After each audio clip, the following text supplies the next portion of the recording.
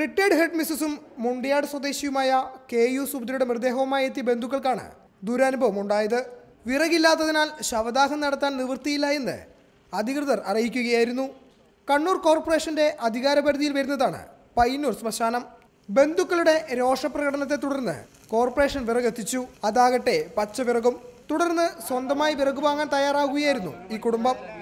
കൊണ്ടുവന്ന ബോഡി ഇവിടെ എത്തുമ്പോഴേക്ക് വിറകില്ല എന്ന് പറഞ്ഞു. അവസാനം 1 മണിക്കൂർ കഴിയുമ്പോൾ ഇച്ചിരി വിറക് കൊണ്ടുവരുന്നു. അത് പച്ച വിറകാണ്, കത്തിക്കാൻ പറ്റില്ല.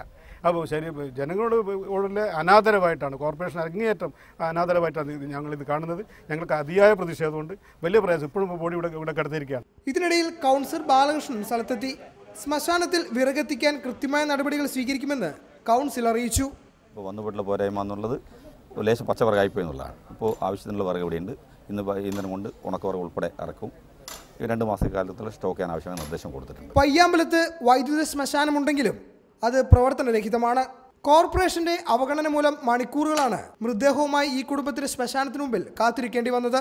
കണ്ണൂരിൽ നിന്നും ക്യാമറമാൻ പ്രവീൺ ധർമ്മശാലയ്ക്കൊപ്പം ഫെലിക്സ്, റിപ്പോർട്ടർ.